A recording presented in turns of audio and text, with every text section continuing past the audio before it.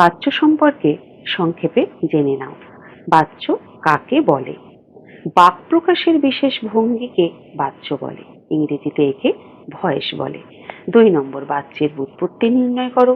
বাচ্যের ব্যুৎপত্তি হলো বচ ধাতুযুক্ত জ, এইটা হচ্ছে ধাতু চিহ্ন। 3 নম্বর, বাচ্য কয় প্রকার ও কি কি? বাচ্য 4 প্রকার: কর্তৃবাচ্য, কর্মবাচ্য, ভাববাচ্য, কর্মকর্তৃবাচ্য। কর্তৃবাচ্যের বৈশিষ্ট্য আমরা কি কি দেখে চিনতে পারবো কোনটা কোন বাচ্যের উদাহরণ কিংবা কোনটি কোন বাচ্য? কর্তৃবাচ্যের বৈশিষ্ট্য: কর্তাই প্রধান, ক্রিয়া কর্তার অনুগামী হয়, সমাপিকা ক্রিয়ার সঙ্গে কর্তার সক্রিয় সম্বন্ধ থাকে। কর্মবাচ্যের বৈশিষ্ট্য: কর্মের প্রাধান্য থাকে, ক্রিয়া সর্বদা কর্মের অনুগামী, শুধু সকর্ম ক্রিয়ার কর্মবাচ্য হয়। ভাববাচ্যের বৈশিষ্ট্য: কর্মহীন হয় অধিকাংশ ক্ষেত্রে, কর্তা উজ্জ থাকে অনেক সময়, সমাপিকা ক্রিয়া অংশটি মূলত হ ধাতুর হয়।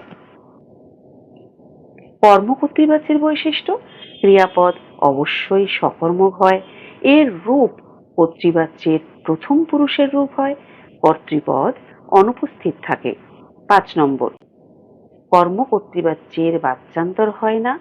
যদি বাচ্যান্তর করতে হয় তবে একটি কর্তা আনতে হয়, তবে বিশেষ করে এক্ষেত্রে কিন্তু বাচ্যের পরিবর্তন হয় না।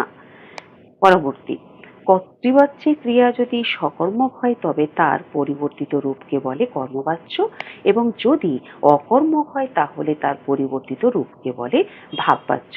অতএব আমরা বাক্যে কোনো ক্রিয়া সকর্মক থাকলে তাকে কি বাচ্য বলবো, আর অকর্মক থাকলে তাকে কি বাচ্য বলবো, সেটা কিন্তু আমরা বাক্য দেখলেই বুঝতে পারবো।